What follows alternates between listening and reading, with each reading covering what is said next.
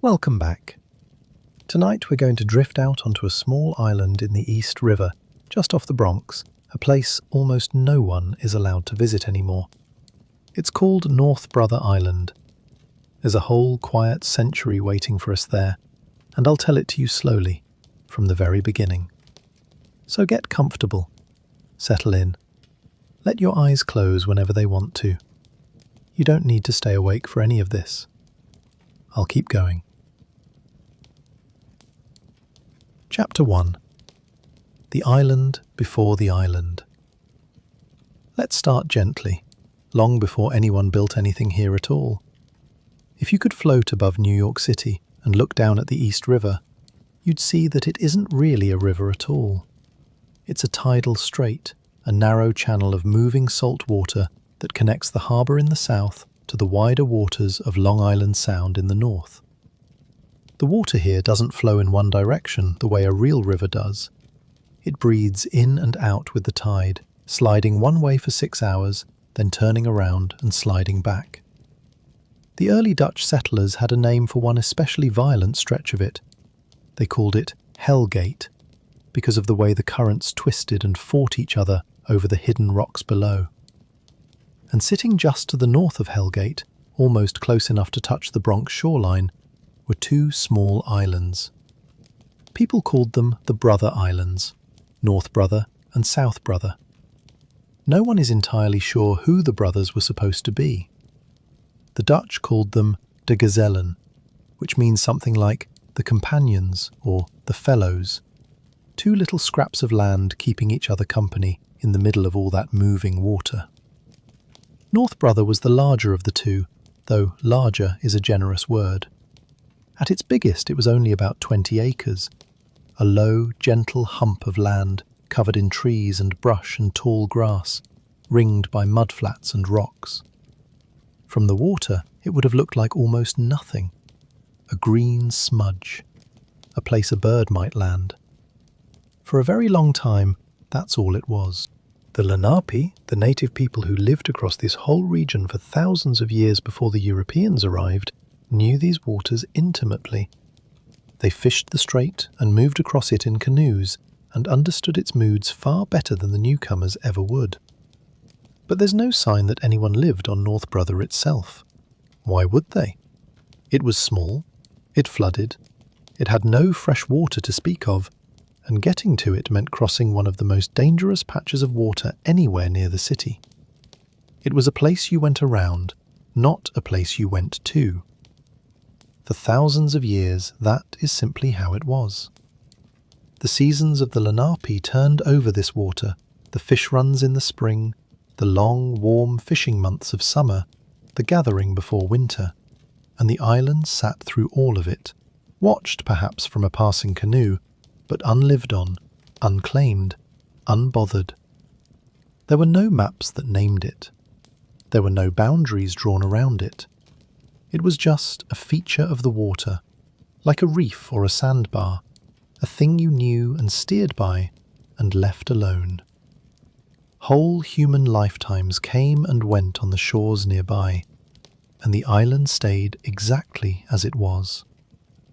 So picture it in those early years, a little wooded island, quiet, unbothered, gulls and terns nesting in the grass, herons standing motionless in the shallows at low tide, waiting for fish. The water sliding past, always moving, always whispering against the rocks. In the spring, the brush would green up and fill with birdsong. In the autumn, the leaves would turn and drop into the current and float away. In winter, the wind would come straight down the strait off the sound, cold and salt-edged, and the island would hunker down and wait for spring again. Year after year after year. Nobody watching, nothing happening. Just the tide and the seasons and the birds. It's a peaceful picture, isn't it? Hold on to it for a moment, because it won't always be this quiet here.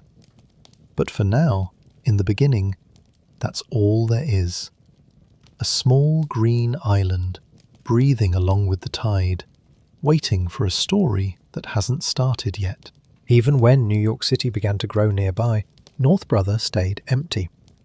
Through the 1600s and 1700s, as the Dutch colony of New Amsterdam became the English city of New York, as farms spread across what is now the Bronx and Queens, as ships filled the harbour and the city's edges crept outward year by year, the little island in the strait just stayed as it was. Too small to farm, too dangerous to reach easily, too unimportant to fight over. The world was changing all around it, and North Brother simply watched from the water, unchanged. There's something restful in that, I think. A place the world forgot to develop. A pocket of stillness, right next to one of the busiest harbours on Earth. But the city kept growing, and a growing city, it turns out, eventually needs somewhere to put the things it would rather not look at, the people it would rather not see, the sickness it would rather keep at arm's length.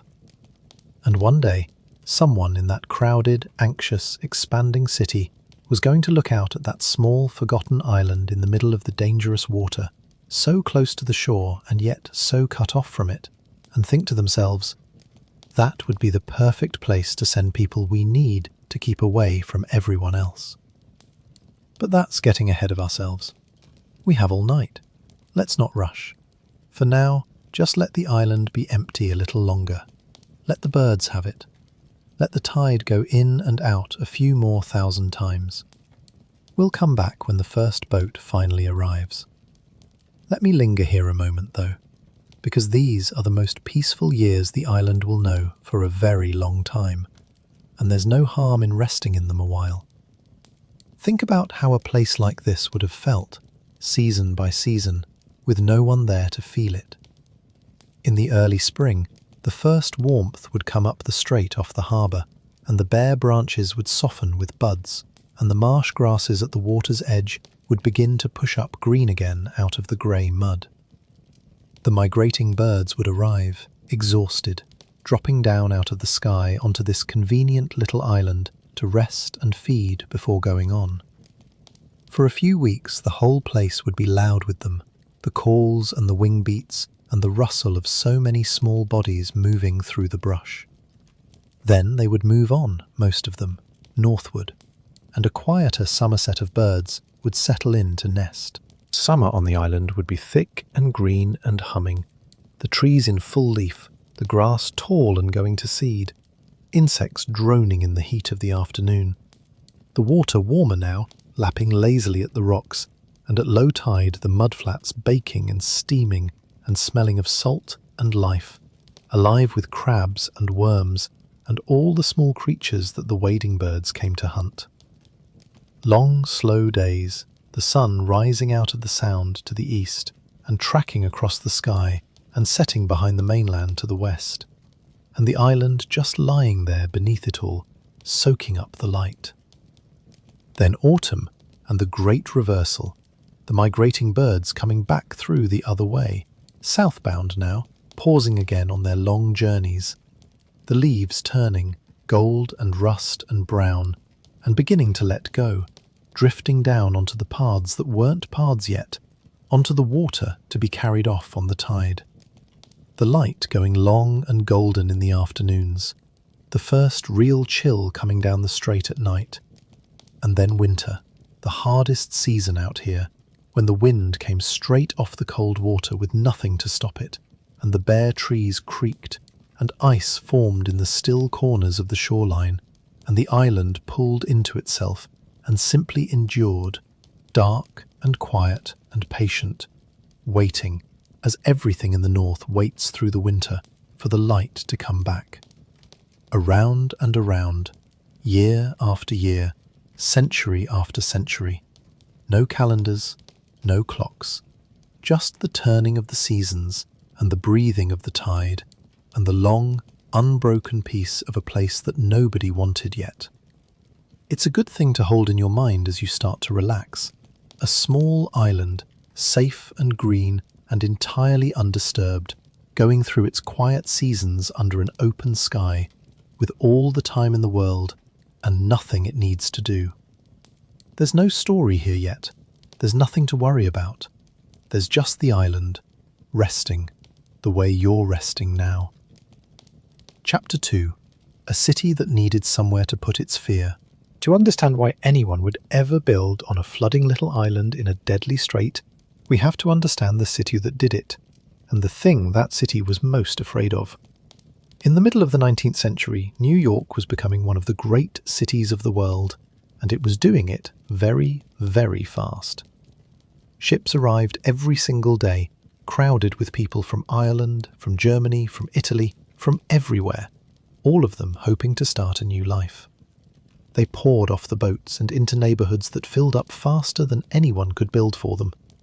Tenement buildings went up cheap and crowded. Families packed into single rooms. Whole streets shared a single outdoor privy and a single water pump. There were no sewers worth the name in the poorest districts.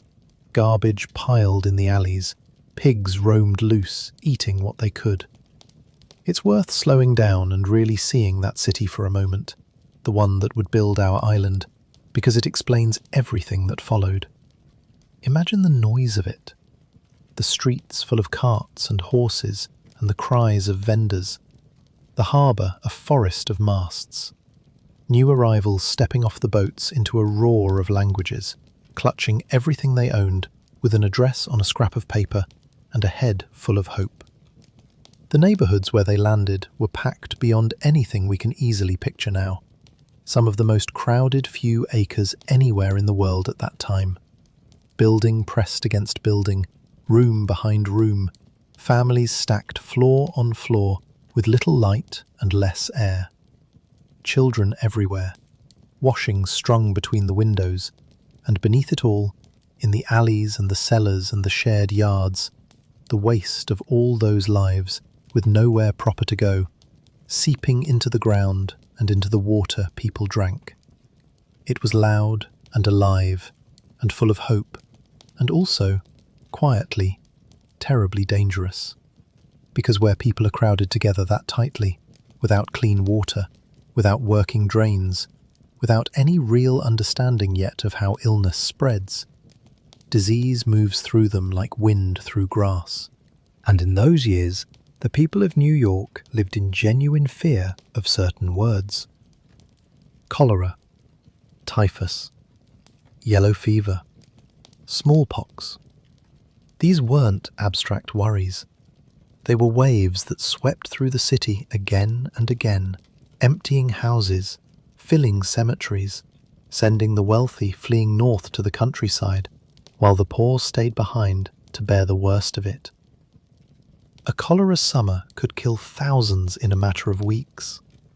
Smallpox could scar a survivor for life, or take a child in a few days. Nobody fully understood why. Some still blamed bad air, foul smells rising from the marshes and the gutters. The idea that tiny living things, germs too small to see, were doing all this was only just beginning to take hold, and it would be decades before everyone believed it. So what does a frightened city do? It separates. It isolates. It tries to put distance between the sick and the well. This is the old human instinct behind the word quarantine, which comes from the Italian for 40. The 40 days ships were once made to wait before their passengers could come ashore, in case they carried plague. Keep the danger out there, on the water, away from us, until we're sure it's safe. New York had been doing versions of this for a long time. There was a quarantine station down on Staten Island where arriving ships were inspected and the sick were held. But that station became the focus of so much local anger and fear that in 1858 a mob actually burned it to the ground, terrified that it was bringing disease into their neighborhood. The city needed new places to put the sick, places that were close enough to reach but separated by water, places that were, in a word, islands. That burning is worth remembering because it shows you just how raw the fear of disease ran in those days. These were not careless people. They were ordinary New Yorkers, neighbours and shopkeepers and families, and they were so frightened of the sickness being held nearby that they gathered with torches and burned a hospital to the ground to drive it away from their homes. Fear like that doesn't reason. It only wants distance, more distance, any distance.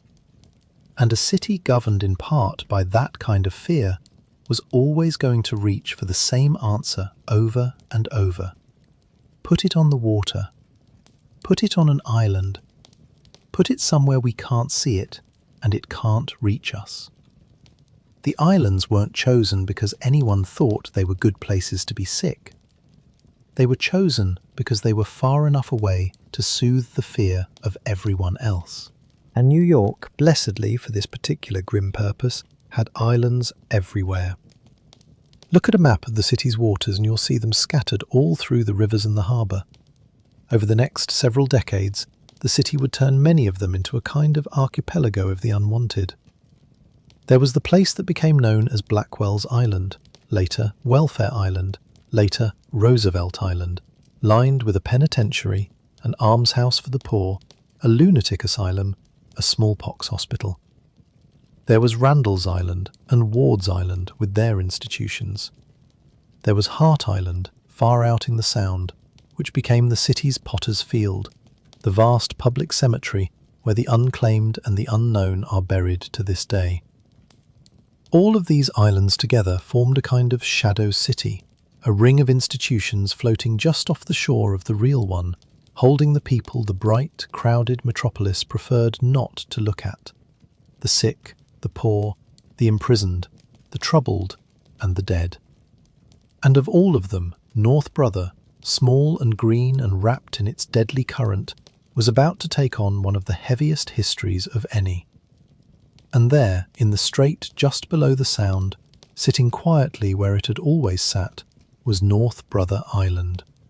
Small, wooded, surrounded by water, close to the Bronx shore, but cut off from it by that treacherous current. From a certain cold and practical point of view, it was perfect. It's worth pausing on that current, because it's the thing that made the island what it was, more than any wall or fence ever could. Just to the south of North Brother lay Hell Gate, that narrow, twisting stretch of the strait that had frightened sailors for centuries. The tides from the harbour and the tides from the Sound met there and fought, and the water boiled over hidden reefs and rocks with names that told you everything you needed to know: the pot, the frying pan, the hen and chickens. Countless ships had been wrecked there over the years, torn open on the rocks or spun helpless by the current. The waters around the Brother Islands were among the most dangerous anywhere near the city, and they did the work of a prison wall without anyone having to build one. A person on North Brother Island could look at the mainland, could see it clearly, could see the houses and the streets and the people, and could not get there. Not without a boat, not without the help of the very people keeping them on the island. The water decided who came and who went. The water was the lock on the door. So North Brother fit a pattern the city was building all through these years, an archipelago of separation, a scattering of islands each given over to the people the city wanted kept apart from itself. In 1885, the city made its decision. North Brother Island would become the new home of Riverside Hospital, an institution for people suffering from contagious disease. The patients who had been kept on Blackwell's Island would be moved here, out to the edge, out onto the water, where their illnesses could be kept safely away from the healthy millions on shore. And so, after all those quiet centuries, the first boats finally came. Workers arrived to clear the brush and lay foundations. The sound of hammers and saws drifted across the water where before there had only been gulls. Brick by brick, a hospital began to rise on the little island that had never held anything but grass and trees. It must have been strange, that first construction season. The men working out there could look across the water and see the ordinary world going about its business. The rooftops of the Bronx, the smoke of the city, boats moving up and down the strait. So close. And yet they were building a place specifically designed to hold that ordinary world at a distance. A place for the people who could no longer be allowed to mix with everyone else. Think of the work it took, too, to bring a hospital to a place like this. Everything had to come by boat. Every brick, every beam, every barrel of nails, every bag of mortar, ferried across that difficult water and hauled up from the dock. There was no fresh water on the island to speak of, so that had to be solved. There was no power but what they could make themselves, so a powerhouse had to be built, with coal brought over by the boatload to feed it. There was no shelter but what they raised with their own hands. To build on North Brother was to build a small, self-contained world from nothing, out on a scrap of land in a current that could kill a careless boatman, within sight of one of the largest cities on Earth, and yet entirely cut off from it. It was a strange and difficult thing to do, and they did it, brick by brick, season by season, until the wards stood ready. Riverside Hospital opened its doors on North Brother Island, and for the first time in its long life, the island had a purpose given to it by people. Not a happy purpose, but a purpose. Let's go out there now, in the early days, and see what kind of place it became. Chapter 3. Riverside Hospital. When Riverside Hospital first settled onto North Brother Island, it was not the grand institution it would later become. It started modestly, a scattering of buildings on the cleared ground, wards where patients with contagious diseases could be housed and, where possible, cared for, far from the crowded city. The main illness that filled its beds in those early years was smallpox, one of the most feared diseases of the age. Smallpox was terrible in a way that's hard for us to imagine now, because most of us have never seen it. It spread easily, it killed a great many of those it touched, and those it didn't kill, it often left scarred or blind. A smallpox outbreak in a crowded city was a catastrophe waiting to happen, and so smallpox patients were among the first people the city wanted to move out onto the water, behind the safety of the current. So picture the island now, transformed. Where there had been only brush and birdsong, there were now brick buildings with rows of windows. There were paths between them. There was a dock where the boats came in, bringing supplies, bringing staff, and bringing the steady, sorrowful traffic of new patients. There were doctors and nurses and orderlies and laundry workers and cooks and boatmen, a whole small community of people whose job was to live and work out here on the edge, tending to the sick. And here's something worth pausing on, because it's easy to forget. For all that North Brother Island became a place of fear and isolation, it was also, every single day, a place of care. Behind those windows, nurses were changing dressings and cooling fevers and sitting with frightened patients through long nights. Doctors were doing the best they knew how with the knowledge they had.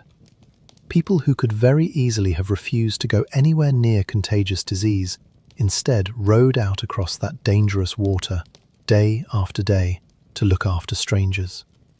There was real kindness on that island, mixed in with all the sorrow. Hold on to that. It makes the place gentler than its reputation. And it was brave work too, though no one would have called it that at the time. Remember that these nurses and doctors had no real protection against the diseases they tended. They didn't fully understand how the illnesses spread, and they had little to shield themselves with, even where they did. Every day they walked into wards full of smallpox or typhus or diphtheria, and tended people who were shedding the very things that could kill the caregiver just as easily as the patient.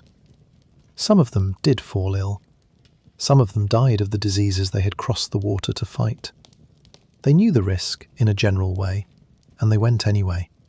And they kept going, shift after shift, year after year. We don't know most of their names.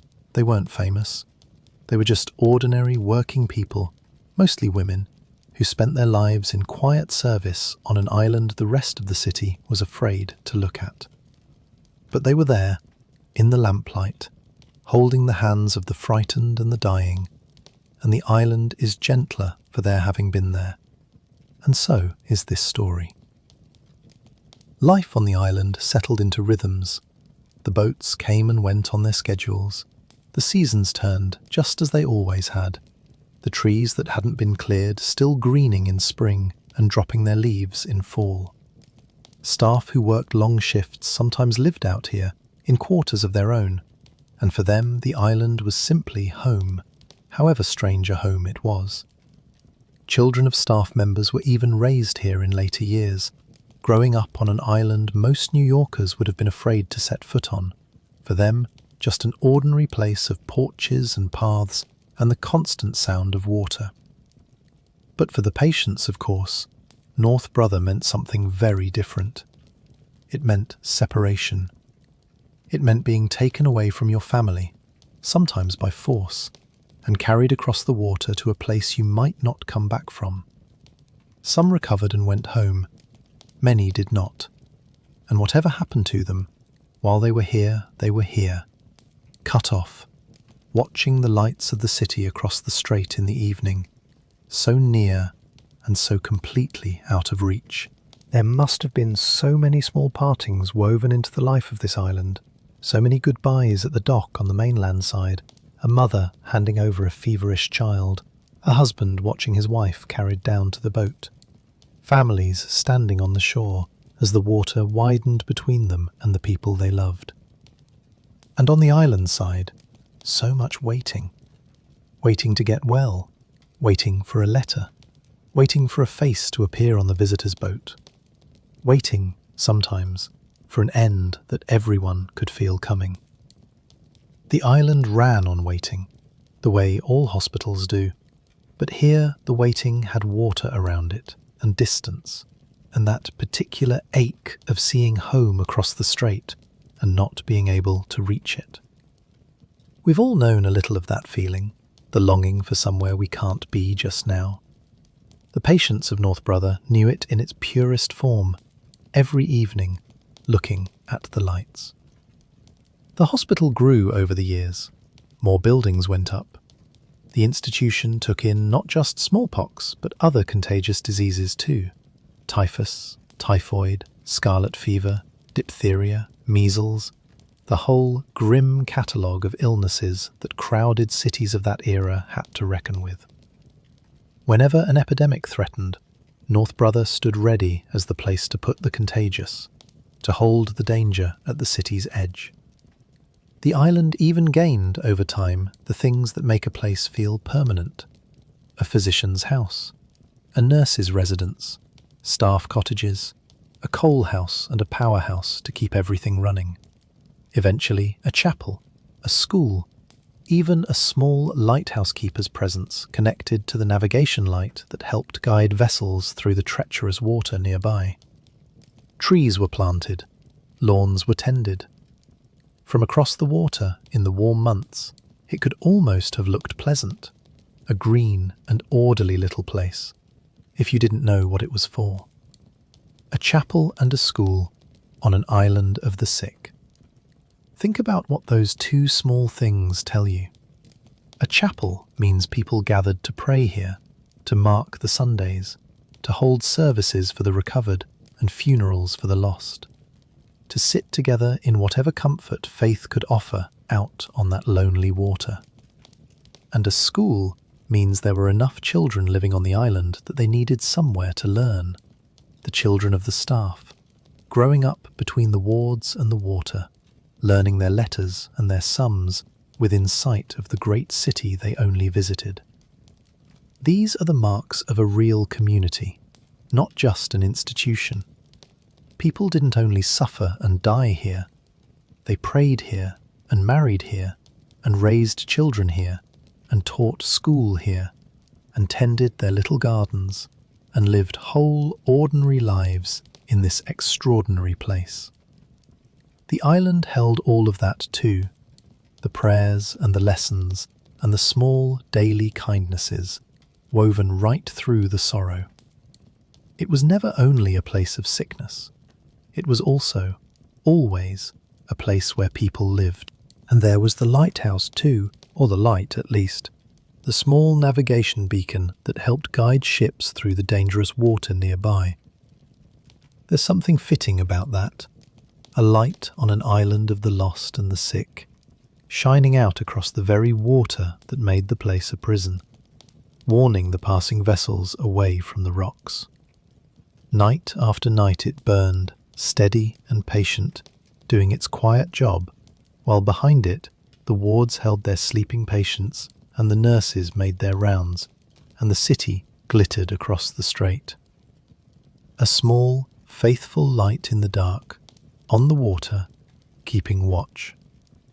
You can picture it from a passing boat, that single, steady glow on the black shape of the island, and the lit windows of the wards behind it, the only signs that anyone was out there at all. The light asked nothing of anyone. It simply shone, all night, every night, so that others could find their way safely past in the dark. There are worse things for a place to be remembered for than that. And the water around it was never, ever still. That's the thing to remember about North Brother. It was always defined by the strait, by Hellgate just to the south, by the tide pulling in and out, by the cold current that made the island a prison without bars. You could see freedom from here. You just couldn't reach it. Anyone who tried to swim those waters was taking their life in their hands, because the current didn't care how badly you wanted to get home. For a few years in the 1880s and into the 1890s, this was the shape of life on North Brother Island. A working hospital, a community of caregivers, a steady stream of the sick arriving by boat, the seasons turning, the water moving, a quiet, sorrowful, oddly ordinary place, doing the job the city had given it. Let me stay in these ordinary days a little longer, because they're gentle, and there's no hurry. Think of a single unremarkable morning on the island in those years. The sky just beginning to lighten over the sound. The first boat of the day coming across the water with the day staff aboard. The boat's engine putting along, leaving a soft wake on the grey morning water. The nurses coming ashore, climbing the path up from the dock, their shoes on the worn stone. The smell of coal smoke from the powerhouse drifting on the air as the fires were built up for the day. Lights coming on in the wards. The night nurses, tired, giving their reports and handing over their patients before climbing down to take the same boat back the other way, toward home and sleep. Inside the wards, the slow routines of care. Windows open to let in the fresh sea air, which everyone believed was good for the sick, and which probably was. Breakfast carried in on trays, temperatures taken, dressings changed. The doctors making their rounds, moving bed to bed, doing what little the medicine of the age allowed them to do, which was often simply to keep a patient clean and warm and fed and comfortable, and to wait, and to hope. There was a great deal of waiting in a hospital like this, a great deal of sitting beside people, a great deal of patience. And all through the day, the boats. Supplies coming over, coal for the powerhouse, food for the kitchens, clean linens going one way and soiled linens coming back to be boiled and washed. The mail, and the patients, of course, the sad and steady traffic of the sick carried over the water from the city, frightened, often, to be taken to an island they had heard fearful things about, and met at the dock by people whose whole purpose was to care for them. In the evening the light would go long and golden across the water, and the city across the strait would begin to twinkle into life, and the patients who were well enough to sit up might look out the windows at all those lights, at the world they'd been taken out of, so close they could almost touch it. And then the night staff would come over on the boat, and the day staff would go home, and the lamps would be turned down low, and the island would settle into the long quiet of the night, the nurses moving softly between the beds, the only sounds the breathing of the sleepers and the endless soft wash of the water against the rocks outside. Day after day, this rhythm, the boats, the rounds, the meals, the long nights, the turning seasons, an ordinary, sorrowful, faithful place, going about its work on the edge of the great city, mostly forgotten by everyone who didn't have a reason to think about it. There's a peacefulness even in the sadness of it, I think. People being looked after, people being kept warm and clean and fed and watched over through the dark. It's not the worst thing an island could be. And then, on a warm night in June of 1904, something happened in the water right beside the island that would burn the name North Brother into the memory of the whole city, and turn this small green place into the site of one of the worst disasters New York has ever known. We'll get there. But it's a hard chapter, the next one, so let's take it slowly and gently, and remember as we go that all of this was a very long time ago, and that everyone in it is long since at peace. For now, let the island rest in the lamplight, the wards quiet for the night, the nurses making their rounds, the water sliding past in the dark. Tomorrow, in our story, is the 15th of June 1904. But there's no need to hurry toward it. Stay here a while, in the calm before, where everyone is still safe and the worst hasn't happened yet. Chapter 4. Life and Death by the Water. Before we go on to the hardest part of the island's story, let me stay a little longer in the world of the early hospital, because it tells us so much about why a place like North Brother existed at all, and because there's a strange comfort in understanding it. We live now in a world that has, for the most part, forgotten how it once felt to be at the mercy of disease. We have vaccines for things that used to empty whole streets. We have antibiotics that can stop, in a few days, infections that once killed slowly and surely. We have clean water that comes out of the tap without a second thought. It is one of the quietest miracles of the modern world, and we hardly ever stop to feel grateful for it. But the people who built and ran North Brother Island lived before all of that. They lived in a world where a fever could be the beginning of the end, where a sick child was a terror in every parent's heart, where whole families could be carried off in a single bad season. Smallpox, the disease that first filled the island's wards, was perhaps the most dreaded of all. It announced itself with fever and aches, and then came the rash, spreading over the body, turning to the blisters that gave the disease its terrible name and left its survivors marked for life. There was no cure. There was only nursing and waiting, and hoping that a particular patient's body would be strong enough to come through. The one great weapon against it was vaccination, which existed even then, but which not everyone trusted or received, and so outbreaks still came. When they came, the city wanted the sufferers gone, out of the crowded districts, out onto the water, behind the safety of the current. And so they came to North Brother. Then there was tuberculosis, the slow one, the patient killer, which would in time become the island's main work. Unlike smallpox, tuberculosis didn't sweep through and burn out. It settled in. It took its time, sometimes years, a long, slow decline marked by coughing and fever and a terrible thinning away. It was so common that almost every family knew it, and so deadly that it was, for a long stretch, one of the leading causes of death in the whole country. And the only treatment anyone could offer, before the drugs that would finally beat it, was the gentle one: rest, good food, fresh air, sunlight, time.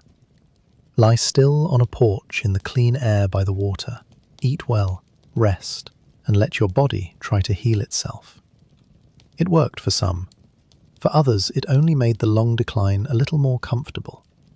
Either way, North Brother, out on the breezy water, was thought a fitting place for it. There's something almost tender about that old cure when you sit with it. Having no medicine to give, the doctors gave the next best things they could think of, the things that have always comforted the human body: warmth, sunlight, good meals, clean air, and rest. Just rest. Lie here by the water. Breathe. Let the days be slow. Let the sea breeze move over you. Eat and sleep, and let your body do what it can. It was not nothing, that care. Sometimes it was enough, and a patient grew stronger over the long weeks and went home. And even when it wasn't enough, there was a kind of mercy in it, in being kept clean and fed and warm and looked after, in a quiet place by the water, instead of coughing your life away in a crowded tenement room. The island offered, at the very least, peace and air and care, which is more than the crowded city could give. And rest, that oldest medicine, the one we're all reaching for tonight, was at the heart of it. And around all of this hung the great idea of the age, the idea of quarantine, of separation as safety.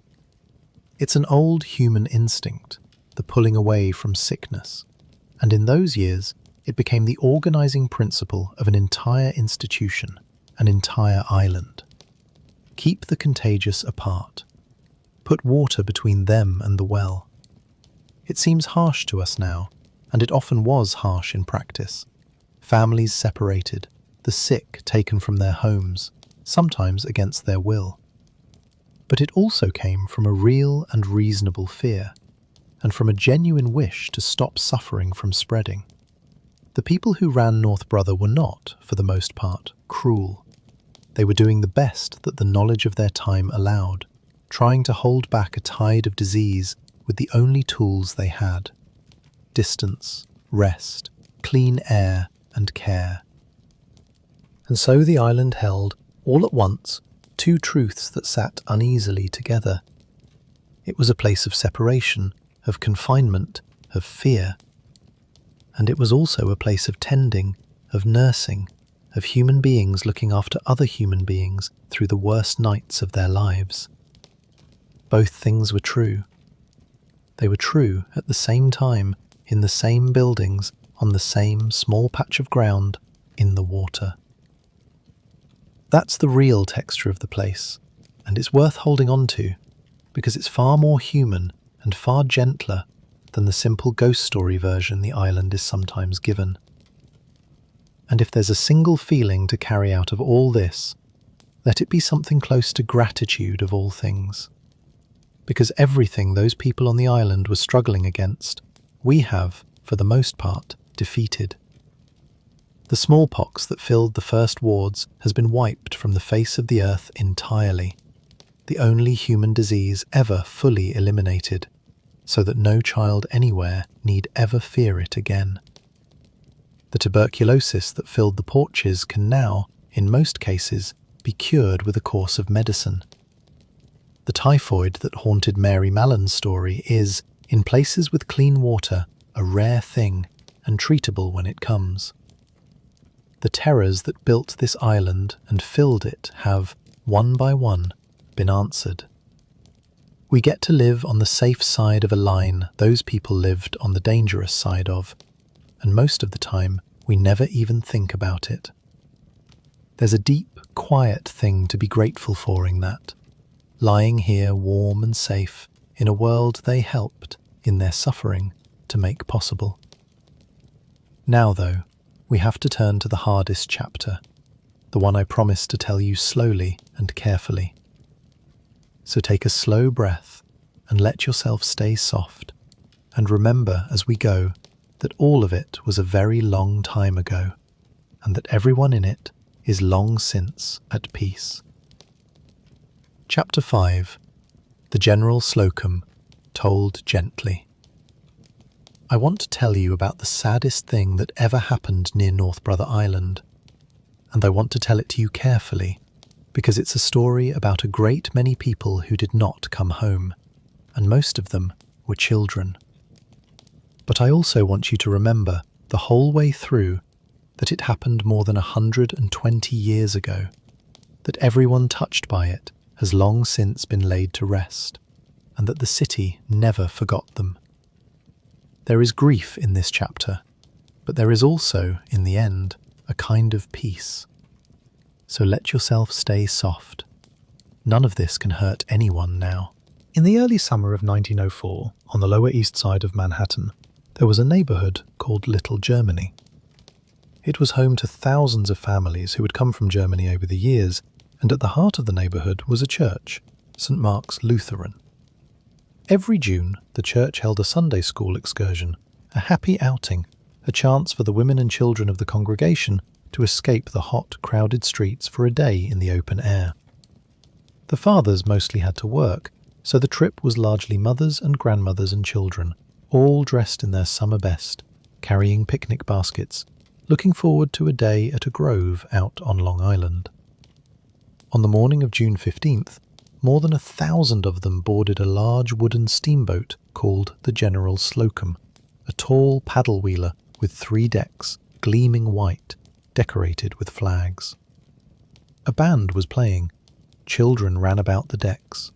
The mood was pure joy, the kind of simple happiness you can still feel across all those years, mothers and children together on a beautiful summer morning, the whole bright day ahead of them. The Slocum pulled away from the pier and began to steam up the East River, north toward the Sound, the same waters we've been sitting beside all night.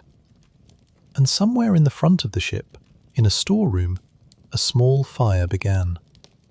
We've never known exactly how. A dropped match, perhaps, or an oily rag. Something tiny. If everything had worked as it should have, that little fire would have been nothing. But almost nothing on the General Slocum worked as it should have. The fire hoses had rotted and burst when the pressure hit them. The lifeboats were wired and painted in place and could not be launched. And the life preservers, the cork life preservers meant to keep a person afloat, were old and rotten. The cork inside crumbled to useless dust, and some, it was later said, had even been weighted to make the ship pass inspection. Mothers tied those life preservers onto their children and dropped them into the water, trusting they would float. And the story of what happened next is so painful that I'll simply say the preservers did not save them as they were meant to. The fire spread terribly fast through the dry old wood, fanned by the ship's own forward motion into the wind. The captain made a choice that people argued about for years afterward, to keep going forward to a landing spot rather than turn toward the nearest shore, and the rushing air only fed the flames. The decks became impossible. People were forced to the rails, and the ship, burning, came up the river right alongside the one place in all that water where there were people standing ready to help. North Brother Island. The nurses and doctors and orderlies and staff of Riverside Hospital saw the burning steamer coming, and they ran to the water's edge. Boatmen pushed off.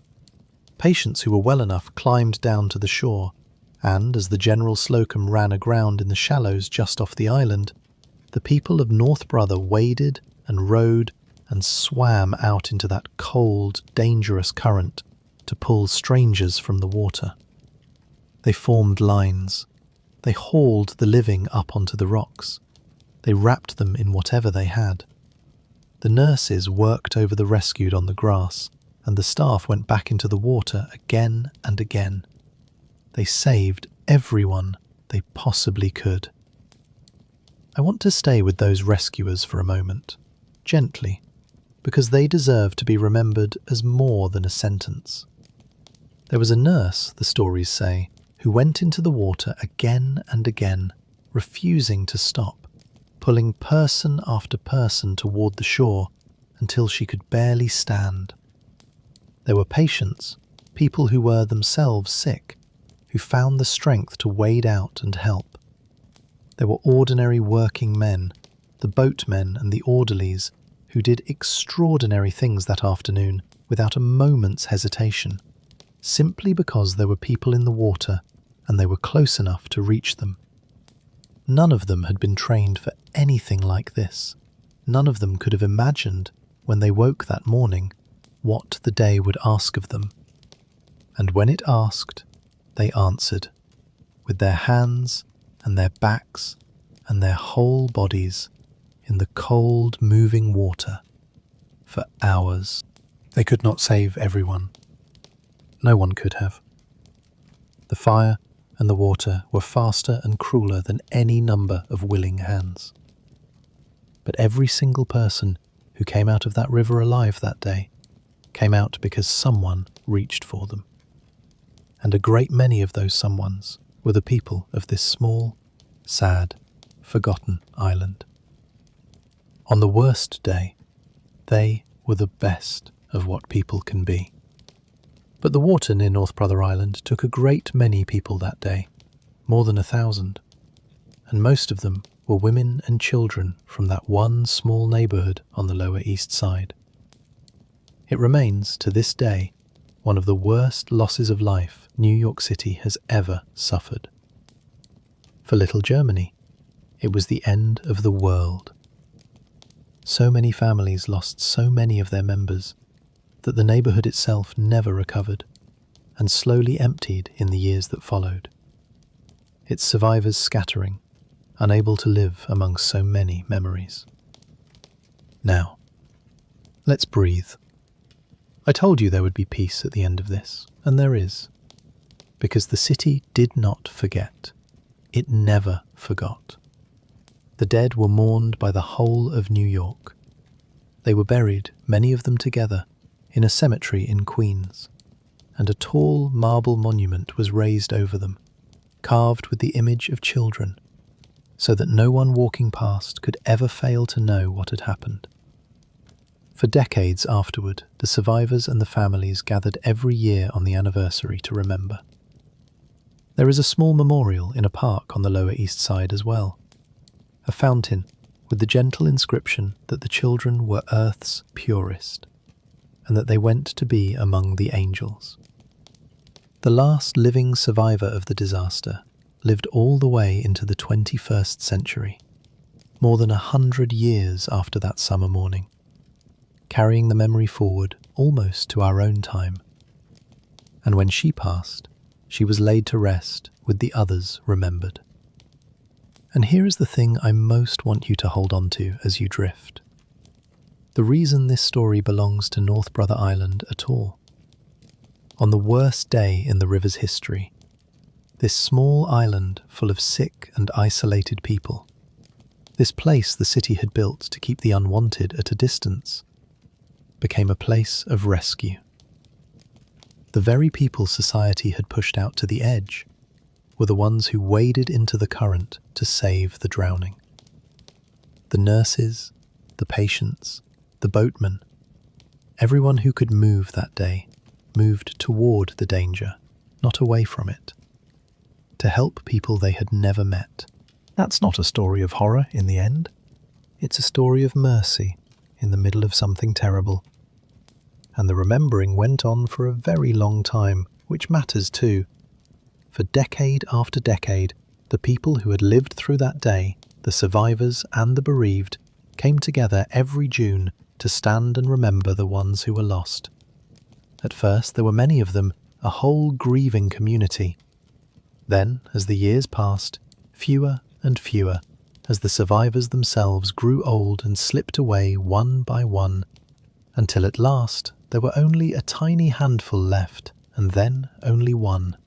A woman who had been a small child on the boat that day, and who carried the memory of it across an entire century, all the way into a new millennium, before she too went to her rest. The monument she and the others gathered around still stands in a green cemetery in Queens, weathered now, soft-edged with age, and people still leave flowers there. The little memorial fountain on the Lower East Side still murmurs its gentle words about children gone to be among the angels. The city kept its promise to remember, and in a quiet way, it keeps it still. It's worth sitting with what that day meant for the people who lived and worked on the island too. They were not rescuers by training. They were nurses and orderlies and patients, People whose ordinary days were spent tending the sick or being tended. And then, without any warning at all, on a bright June morning, the river itself caught fire in front of them and brought them more suffering than any of them could possibly help. They did what they could until they could do no more, and then they kept doing it anyway, going back into the water again and again. Many of them carried what they saw that day for the rest of their lives. It's said that the staff who were there spoke of it in hushed voices for years afterward, the way people speak of things almost too large to put into words. They had not asked to witness it. It came to them across the water, and they met it as well as any human beings could. And in the long aftermath, the city did something with its grief. There were investigations, and there was anger, and there were changes to the law, new rules about life preservers and fire equipment and inspections on passenger boats, rules written in sorrow and meant to make sure that such a thing could never happen the same way again. That is often how safety is bought, painfully, after the fact, paid for by the people who suffered when the protections weren't yet there. The children and mothers at that one small neighbourhood, without ever choosing to, made the waters safer for everyone who came after them. So let the river be quiet again now. The fire is long out. The water has long since gone calm. Everyone who suffered that day has rested for well over a century, remembered, mourned, honoured, at peace. The monument still stands in Queens, green now with age, with flowers still left at its base. And the island that tried so hard to help is still there too, holding its part of the memory. Let it go gently. Let yourself sink down a little deeper into the quiet. The hardest part of our night is behind us now, and everything from here is softer. Chapter 6. Mary. Now let me tell you about the most famous person ever to live on North Brother Island, a woman whose name almost everyone has heard, even if they've forgotten where they heard it. Her real name was Mary Mallon, but the newspapers gave her another name, an unkind one that stuck to her for the rest of her life and long after. They called her Typhoid Mary. And the truth of her story is far sadder and far more human than the nickname suggests. Mary Mallon was born in Ireland and came to America as a young woman, alone, like so many thousands of others, looking for work and a life. She was clever and hard-working, and she became a cook, a good one, working in the kitchens of wealthy families in and around New York. She had every reason to expect an ordinary life. She could not have known, and for a long time refused to believe, that she carried inside her something invisible and dangerous. Mary was what we now call a healthy carrier. She was infected with the bacteria that caused typhoid fever, but she herself never got sick from them. She felt completely well, she looked completely well, and yet she carried the living germs inside her and, through the food she prepared with her own hands, she could pass typhoid to the people she cooked for, without ever knowing she was doing it. This was a brand new idea at the time, the idea that a perfectly healthy person could spread a deadly disease. Almost no one understood it yet. Mary certainly didn't. But in house after house where she worked, people fell ill with typhoid. And eventually, a sanitary engineer named George Soper, hired to investigate one such outbreak, traced the pattern back through the families, through the kitchens, through the employment records, and arrived at a single common thread. Wherever Mary Mallon cooked, typhoid followed. When Soper finally confronted her and told her she was carrying disease and asked for samples to test, Mary was furious and frightened, and she refused. Put yourself in her place for a moment. She felt perfectly healthy. A stranger had appeared and told her that she, who had never been sick a day, was somehow poisoning the people she cooked for. It sounded like an accusation, an insult, maybe a trick. She had done nothing wrong that she could see or feel. She chased him off, and when the health authorities came, she resisted them too, and in the end, it took the police to take her into custody. And where did they bring her? Out across the water, to North Brother Island. So now our quiet island had a new kind of resident. Not a patient sick with disease, but a woman who felt entirely well and yet could not be allowed to live among others. They built her a small cottage of her own on the island, set a little apart, and there they kept her. She had a view of the city across the strait, that same near and untouchable city we keep coming back to. She had her own little house. She was, in the eyes of the law, not a prisoner exactly, but she certainly could not leave. She lived out there, alone, for nearly 3 years. A healthy woman on an island of the sick, because of something she carried that she could neither feel nor control. Imagine those first nights for her in that little cottage. A woman who had spent her whole working life in busy kitchens, surrounded by the clatter and warmth and noise of a household at full tilt, now set down in a small, quiet house on a small, quiet island, with the water all around and the lights of the unreachable city across the strait. The silence must have been enormous. She had done nothing she understood to be wrong. She felt perfectly healthy.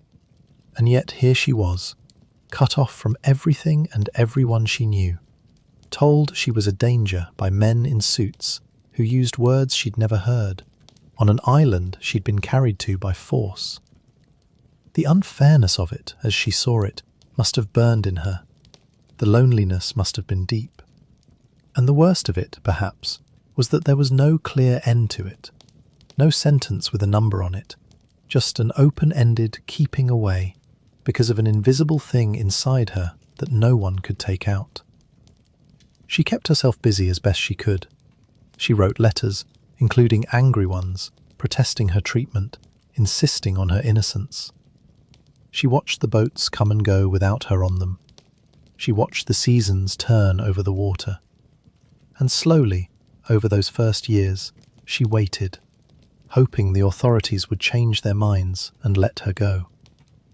Eventually, after those years of isolation, the authorities relented and let her go, on one condition, that she promised never to work as a cook again, since cooking was how she spread the disease. And Mary agreed. She was free. She could have lived out a quiet life. But here is the deeply human, deeply sad turn in her story. Mary did not really believe she was a carrier. She had never felt sick. She had agreed to the condition to get her freedom, but in her heart she didn't accept it. And cooking was her trade, the thing she was good at, the thing that paid far better than the other work available to her. So after a few years of struggling at lower paid jobs, Mary changed her name and went back to the kitchens. She cooked again, in secret, including, eventually, in the kitchen of a hospital, where once again people fell ill and some died. When the authorities found her this time, there was no leniency left. She was taken back across the water to North Brother Island. And this time, she would not leave it again. Mary Mallon lived on North Brother Island for more than 20 years. She had her cottage. In time, she was given small jobs around the hospital laboratory. She made what life she could on her little patch of ground in the strait, watching the seasons turn and the city's skyline grow taller across the water, year after year, decade after decade. She had a stroke late in her life and was cared for in the hospital there. And she died on the island in 1938, having spent, all told, more than a third of her life isolated on that 20 acres of land in the middle of the moving water. Try, for a moment, to imagine those long, ordinary years of hers, because they were ordinary in their way, and that's part of what makes them so sad. She had a little house with a view of the water. She had a small dog, by some accounts, for company. She kept herself busy. She was, in the end, allowed to help out in the laboratory, doing useful work, which surely meant something to a woman who had always defined herself by her work. The seasons came and went outside her windows, the same as they did for the patients in the wards. The spring greening up the island, the summer heat, the autumn leaves, the hard winters with the wind off the water. She watched, across the strait, the city she had once lived and worked in change and grow, the buildings rising taller as the years passed, an entire era of New York unfolding without her, while she remained fixed on her small island, looking on. She had visitors only rarely. She wrote letters. She grew old. And slowly, year by year, the world moved on and largely forgot about her, until she was less a person than a story, a cautionary tale, a name people used without quite remembering it had belonged to a real woman who had once been young and hopeful and had crossed an ocean alone to build a life. By the time she died, she had been on the island so long that it was simply where she lived, the only home she'd had in decades. The boat that took her body off North Brother Island was, in the end, the only way she ever left it again. It's a story people love to tell as a kind of villain's tale, the dangerous woman who spread death. But sit with it a while longer, here in the dark, and it softens into something else. Mary Mallon never meant to hurt anyone. She was a poor immigrant woman who happened to carry, through no fault of her own, something invisible and terrible. She was confronted with an idea about disease that science itself had only just discovered, and asked to upend her whole understanding of her own body.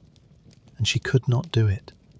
She wanted what anyone wants: to work, to be free, to live a normal life. The tragedy is that her freedom and other people's safety could not both be had at once, and so she lost decades of her life to an island. There were, it turned out, other healthy carriers of typhoid in the city in those years, some who infected more people than Mary did. But none of them became famous. None of them got a cruel nickname that outlived them by a century. Mary alone became the symbol, partly because she resisted, partly because she went back to cooking, and partly, perhaps, because she was a poor immigrant woman with no one powerful to speak for her. History was not gentle with Mary Mallon. It's worth understanding, too, just how strange and new the idea of a healthy carrier really was, because it helps explain both why the authorities acted as they did and why Mary could not accept it. For all of human history up to that point, sickness had been something you could see. A sick person looked sick. They had a fever, a rash, a cough. They took to their bed. The notion that a person could be perfectly well, glowing with health, never sick a day, and yet be quietly carrying death in their body and passing it to others through the food they lovingly prepared, was almost beyond belief. It overturned everything ordinary experience taught. The science behind it was barely a few years old. Doctors themselves were still working out what it meant. So when they told Mary, a healthy woman, that she was a danger, they were asking her to believe something that sounded, on its face, like madness or malice. Is it any wonder she refused? Most of us, in her place, with her knowledge, might have refused too. And the people who confined her were not monsters either. They had a real problem. Here was a person who, through no fault of her own, could sicken and kill those around her, and who would not stop doing the one kind of work that spread the danger. They had no cure to offer her, no way to make her safe to be around. The only tool they had was the old one, the island, the water, separation. So they used it. There was no good answer. There was only a poor woman and a frightened city and a piece of brand new science that no one fully understood. And an island in the middle of the water that absorbed the impossible situation the way it had absorbed so many others. So let us be gentle with her now. Let her rest. She has been at peace for a long, long time. far longer than she was ever held on that island. Her little cottage is gone, swallowed by the vines and the trees, as we'll see. And whatever she carried inside her, whatever fear it caused, it's all long over now. Just a sad story of a woman and an island and a disease that nobody understood in time. It's strange, the shapes that history chooses. Mary Mallon never wanted to be remembered at all, and certainly not the way she was, reduced to a frightening nickname, made into a kind of bogeyman to scare people with. The real woman, the immigrant cook who liked her work and kept a little dog and wrote furious letters insisting on her innocence, got lost almost completely behind the legend. That happens to people sometimes. The world needs a story, and a person gets flattened into it, and the actual life, with all its ordinary hopes and small pleasures and genuine bewilderment, disappears under the headline. Part of remembering her gently, here tonight, is remembering that underneath the nickname there was just a person, no better and no worse than most, who got caught in something nobody understood, and who paid for it with most of her freedom. She deserves at least to be seen as that. A person. Not a monster. Just a woman on an island, watching the water, a long time ago. The island held her for all those years, and then it let her go. The way it eventually let everything go. Chapter 7. The long quiet years of the hospital. After the great disaster of 1904 and through the long decades that held Mary Mallon, North Brother Island went on doing the work it had been built for. It treated the contagious sick. And in those years, the early decades of the 20th century, that work was as needed as it had ever been. Tuberculosis was the great shadow of the age. People called it consumption because of the way it seemed to slowly consume a person from within. And it killed enormous numbers of people. Quietly, steadily, year after year. It wasn't dramatic like a cholera summer. It was slow. A cough that wouldn't go away. A tiredness that deepened. Weight falling away. Long afternoons of fever. And in the crowded tenements of the city, tuberculosis spread easily from one person to the next in the shared air of those packed rooms. The medicine of the time had no cure for it. What doctors believed helped, and to some degree it did, was rest, fresh air, good food, and sunlight. So sanitariums were built all over the country, places where tuberculosis patients could go to lie in the open air on long porches, breathing clean air, resting, eating, waiting to see whether their bodies could win the slow fight on their own. North Brother Island, out on the water with its fresh sea breezes and its separation from the crowded city, was considered a fitting place for some of this work. So picture the island in these years. The buildings older now, settled, ivy beginning to climb some of the brick. Patients on the porches and lawns, wrapped in blankets, taking the air. Nurses moving among them, the constant background sound of the water. From a distance, it might have looked almost like a resort, all those people resting outdoors with the river view. But of course, it wasn't a resort. It was a place people came to either recover slowly or, too often, not to recover at all. The island in this period was its own small world, nearly self-sufficient. It had its own power plant burning coal to make electricity and heat. It had its own services, staff lived there, and as I mentioned, some raised families there. There are accounts of children growing up on North Brother Island in these years, riding the boat to school on the mainland, playing on the lawns, for whom this strange, isolated place was simply the only home they knew, completely ordinary to them, however unusual it would seem to anyone else. Imagine being a child whose backyard was an island in the East River, whose neighbours were nurses and patients, whose lullaby was the sound of the tide. Everything that kept the island alive had to be made or brought there. The powerhouse, with its tall chimney, burned through barge loads of coal to keep the lights on and the wards warm through the long winters. Food came over by boat and was prepared in the island's own kitchens. Laundry was washed and boiled and dried on the island, mountains of it, the sheets and gowns of a working hospital. There were workshops to fix what broke, because you couldn't just send out for a repairman when you lived on an island in a deadly strait. There were the boats themselves, and the boatmen who ran them in all weathers, in fog and ice and the rough chop the strait could throw up, because the boats were the island's only link to the rest of the world, its lifeline, the thread that connected this small, floating community to the city it served and was kept apart from. When the boats couldn't run, the island was truly alone, and it had to be ready for that. The hospital adapted as medicine changed. New buildings rose in newer styles as the decades passed.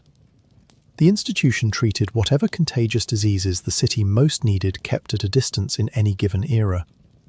It was never a glamorous place, never famous for its medicine, just a steady, working hospital on an island, doing necessary and often sorrowful work, mostly out of sight and out of mind of the millions on shore. I keep coming back to those children who grew up here, because there's something about it that stays with me. Think of it.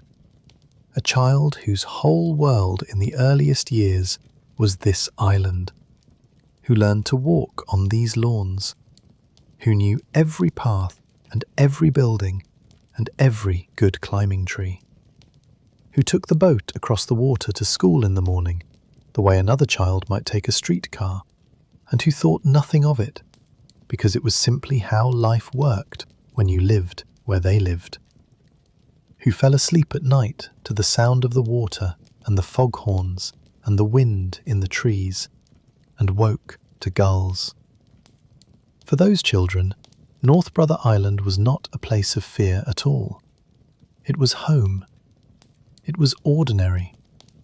It was the warm kitchen of the staff cottage and the familiar faces of the nurses and the safe boundaries of a small green world entirely surrounded by water. There's a lesson in that, maybe, about how a place can hold completely different meanings for different people at the very same time. To a frightened patient carried over the water against their will, the island was a kind of exile. To a doctor, it was a workplace, a set of problems to be solved. To a child of the staff, it was the whole loving world. And to the birds and the trees, it was simply the island, as it had always been, waiting underneath all the human meanings for the day it would be given back. For now, though, hold on to the gentlest of those pictures, a hospital island doing its quiet work through the long decades. The porches full of resting patients taking the air, the children playing on the lawns, the boats going back and forth, the seasons turning, the water always moving. A whole small world out on the edge of the city, going about its days. And slowly, without anyone quite deciding it all at once, the reason for the island's existence began to fade. The thing that had created North Brother as a hospital, the terror of contagious disease sweeping through a defenseless city, was, bit by bit, losing its grip. Cleaner water, real sewers, vaccination. A growing scientific understanding of how disease actually spread and how to stop it. Better nutrition. And eventually, just over the horizon, the first true wonder drugs. It's worth pausing on how enormous that change really was, because it happened gradually enough that the people living through it might barely have noticed, and yet it remade the whole world. For all of human history, disease had been a kind of weather, something that came when it came, took who it took, and could not be reasoned with. And then, within just a few decades, that began to change. The water that came into people's homes stopped carrying death in it. The waste that had seeped into the ground was carried away in sewers instead. Children were vaccinated against the things that had killed their grandparents. And then came the antibiotics. the medicines that could actually reach into the body and kill the invading germs, so that an infection that would once have been a death sentence became a week of feeling poorly and then getting better. One by one, the great old killers were tamed or beaten, and as they were, the whole apparatus of fear that had built places like North Brother Island, the islands of separation, the quarantine stations, the fever hospitals out on the water, slowly became unnecessary. You didn't need to ship the sick away anymore, because you could increasingly cure them where they were. The world was, very gradually, becoming a place where you didn't need to ship the sick out to an island in the middle of a deadly current. And as that world arrived, North Brother Island's first long purpose quietly came to an end. Around the time of the Second World War, the old contagious disease hospital wound down. The island might have simply emptied then, but the city wasn't done finding uses for it yet. There were still people who needed somewhere to go. And so North Brother was about to begin a second life, quite different from its first. Chapter 8. The Veterans. When the Second World War ended and the soldiers came home, America had a wonderful problem and a difficult one all at once. Millions of young men returned from the war, and a great many of them wanted to do the same things at the same time. Get married, start families, and go to college, something that, thanks to a new law that helped pay veterans' tuition, was now possible for ordinary people in numbers never seen before. It was a hopeful, crowded, surging moment in the country's life. But all those returning veterans flooding into the colleges of New York City needed somewhere to live, and the city, as ever, was short of housing. There simply weren't enough rooms. You can feel the mood of those years even now, all this time later. The war was over, the men were home. There was a powerful, almost overwhelming desire to get on with things, to make up for the lost years, to build the ordinary lives that the war had put on hold. Marriages, babies, schooling, work, homes. A whole generation reaching for normal life all at the same time, in the same few years, in the same crowded city. It put enormous pressure on everything, and on housing most of all. Young couples doubled up with parents, crammed into tiny apartments, took whatever they could find. The need was real and urgent, and the city scrambled to meet it any way it could. And so someone looked, once again, out at North Brother Island, with its now quiet hospital buildings standing empty, and had an idea. Why not house veterans here? Young men studying at the city's colleges could live out on the island, in the converted hospital buildings, and take the boat across to the mainland for their classes. It was unconventional, certainly, but there was space, and there was need, and the two could be brought together. So for a brief, unusual stretch in the late 1940s, North Brother Island became a college dormitory in the middle of the East River. The wards that had held smallpox and tuberculosis patients now held bunks and desks and the belongings of young students.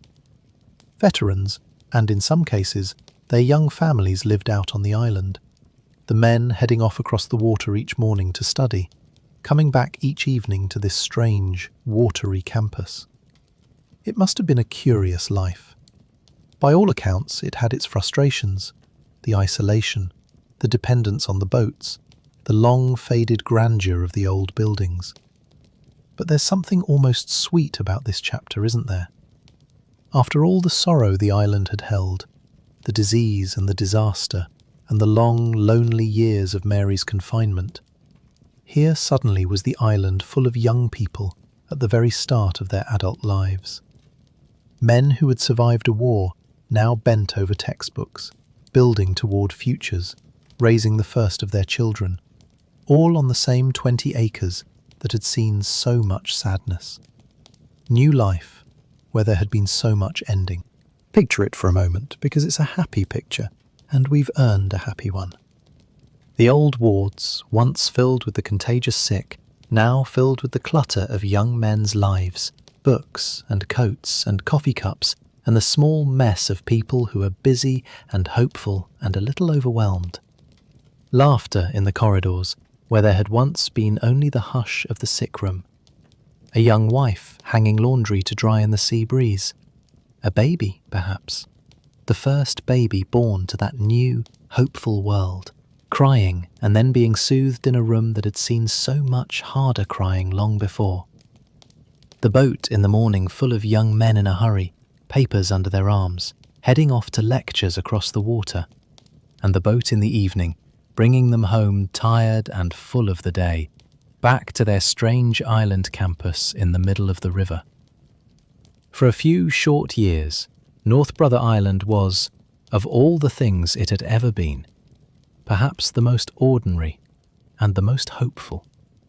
Just a crowded, slightly inconvenient, perfectly alive place where young people were getting on with the business of starting their lives. The war was behind them. The future was in front of them. And the island, which had held so much, held this too, gently, for as long as it was needed. It didn't last long. As more permanent housing was built in the city, the need for an island dormitory faded, and the veterans moved off North Brother to the mainland to get on with their lives. The buildings fell quiet once more. And so, for a little while, in the early 1950s, the island sat empty again, between purposes, the way it had sat empty for all those centuries before the first hospital. The buildings waited. The grass grew. The water moved past as it always had. It's a strange thing, an island between purposes. Most places we build never get a moment of rest like that. A house empties and someone new moves in. A factory closes and something else takes the building.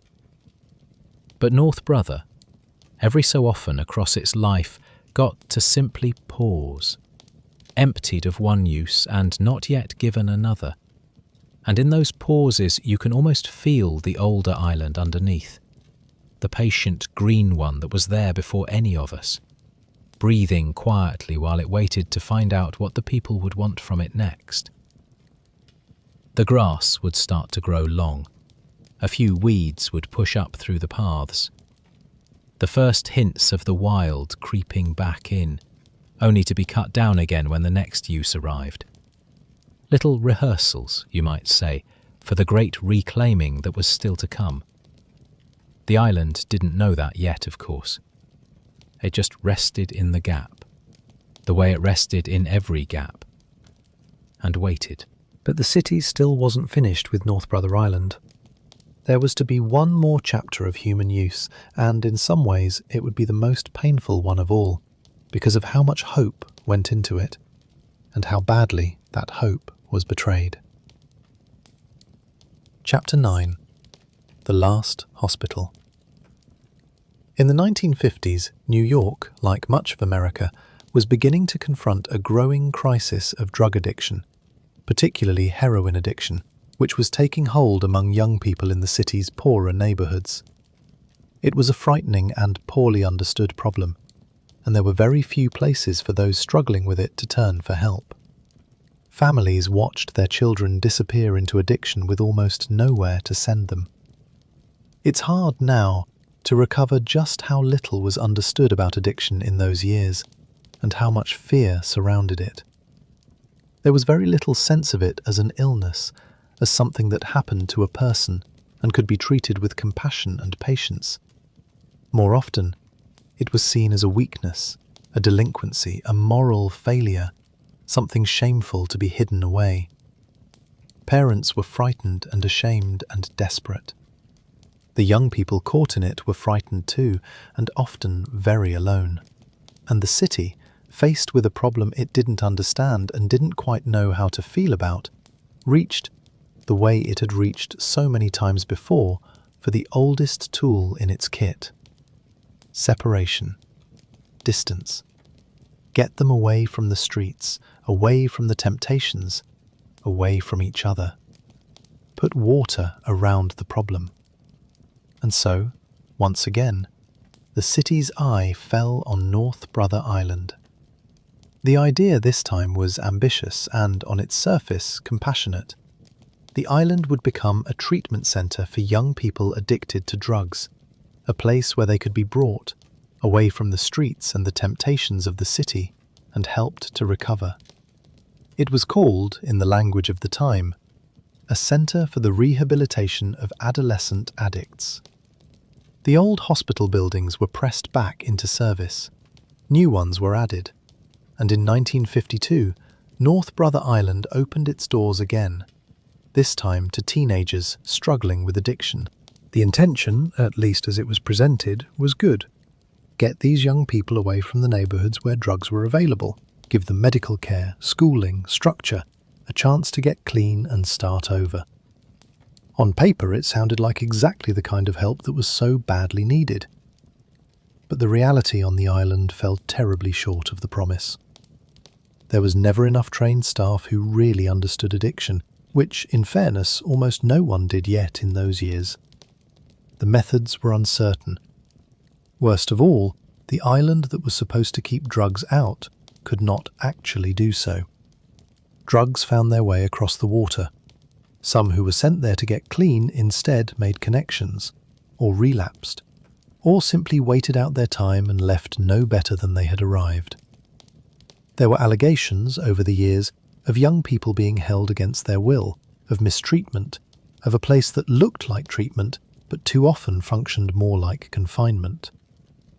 The dream of the island as a place of healing for these young people slowly collapsed under the weight of its own difficulties. The truth was that addiction was a far deeper and more complicated thing than anyone had understood, and that isolating troubled teenagers on an island, however well it might have been meant, was not the cure people had hoped it would be. There's a sad echo in this chapter, if you listen for it, of everything the island had ever been. Once again, here was the old idea, the idea that had made North Brother in the first place, that you could solve a human problem by putting water around it, that you could take the thing the city was afraid of, whether it was disease or addiction, and carry it out to an island and keep it at a distance, and that the distance itself would somehow be the cure. It had never quite worked that way with the contagious sick, who needed real medicine that mostly didn't exist yet. And it didn't work with these young people either, who needed understanding and patience and kinds of help that the world hadn't learned to give yet. The island could provide separation. It could never, by itself, provide healing. Separation and healing are not the same thing, however much we might wish they were.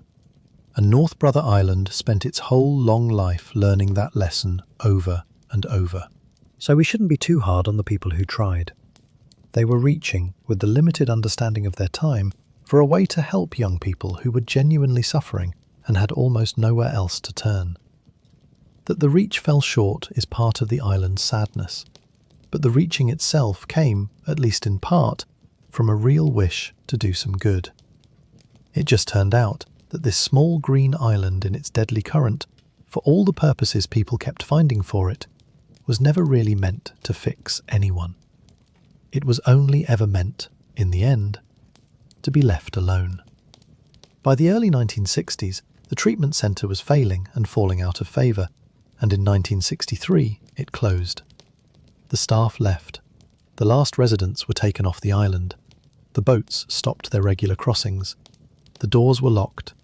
The lights went out. And North Brother Island, after nearly 80 years of continuous human use, after smallpox and tuberculosis, after the General Slocum, after Mary Mallon, after the veterans and the troubled teenagers, was finally, completely, left alone. No one has lived there since. Think about that last boat for a moment, the last crossing. There must have been a final day, a final group of people who locked the final door and climbed down to the dock and got into the boat and pushed off across the water, looking back, maybe, at the buildings standing there in the afternoon light. They almost certainly didn't think of it as the end of anything grand. It was just a closure. One more institution shut down. paperwork and keys and a boat ride home. They had no way of knowing that no one would ever really come to live or work on the island again, that they were the last in a line that stretched back 80 years, that behind them they were leaving not just an empty hospital, but a place that was about to begin a long, slow disappearance into the green. They just went home, the way you do at the end of a job. And the island, for the first time in nearly a century, settled into a silence that no boat would break the next morning. The wards stood empty, the powerhouse went cold, and the quiet came down over everything, deep and complete. The quiet that has been there ever since. Chapter 10. The Slow Return of the Green. Here is where the story becomes, in its own quiet way, the most beautiful. Because once the people left North Brother Island for the last time, something began to happen that has been happening patiently ever since. The island started taking itself back. When humans abandon a place, we often imagine it simply sitting there, frozen, the way we left it. But that's not what happens at all. The moment we stop holding a place against nature, nature begins, very gently and very persistently, to return. And on North Brother Island, with no one left to cut the grass or pull the weeds or repair the roofs or clear the paths, the return came quickly. There's a phrase people sometimes use for this, the way the wild comes back into the spaces we leave. They call it nature reclaiming. And reclaiming is exactly the right word, because the land was always nature's first. We borrow a place for a while, hold it, shape it, fill it with our purposes and our buildings and our comings and goings, and we think of it as ours. But it was the forest's before it was ours, and the moment we loosen our grip, the forest simply resumes, picks up where it left off, as if our whole human chapter were only a brief interruption, a held breath, and now it can exhale again and go on growing. There's no anger in it, no triumph. The green doesn't hate the buildings. It just doesn't notice them, except as surfaces to climb and ground to root in. It grows the way it has always grown, toward the light, patiently, and in growing, it takes the place back, leaf by leaf, and root by root, and year by year. It started with the small things, the way it always does. Seeds, carried on the wind and in the droppings of birds, settled into the cracks of the pavement and the gutters of the buildings and the seams of the brick. Rain and sun did the rest. In the first springs after everyone left, weeds and grasses pushed up through the paths. Vines found the walls and began to climb. The lawns that staff had once tended grew long and went wild, and then filled in with brush, and then with saplings, the first young trees rising where children of the hospital workers had once played. Year by year the green rose higher. The saplings became trees, the trees spread their branches and dropped their seeds and made more trees. What had been open, orderly hospital grounds became, within a few decades, a genuine forest, a dense tangle of trees and vines and undergrowth covering nearly the whole island. The buildings, those solid brick buildings that had held so much human history, began to disappear inside it. Ivy and vines crept up the walls and over the windows and in through the broken panes. Branches pressed against the brick. Roots worked into the foundations. Roofs sagged and fell, and where they fell, sky opened up and rain came in, and inside the buildings, plants began to grow. Trees rising right up through the floors of rooms where patients had once lain. If you could walk the island now, and almost no one can, you would find a strange and dreamlike place. Grand old buildings standing in deep woods, their walls held up as much by the vines as by their own crumbling bricks. The tuberculosis pavilion, once full of patients resting on its porches, now a hollow shell with trees growing inside it and daylight pouring through the gaps in its roof. corridors floored with fallen leaves and moss, paint peeling from walls in long curls, windows empty of glass, framing only green. Furniture here and there, slowly rotting where it was left. Nature has not so much destroyed these places as absorbed them, folded them quietly into the forest, made them part of itself again. And the place is far from dead. It is, in fact, more alive now than it has been in a century, just not with people. The forest that has grown up here has become a haven for wildlife, and above all, for birds. Out in the middle of the busy harbour, with no people to disturb them, the trees of North Brother became a perfect place for water birds to nest, and they came in great numbers.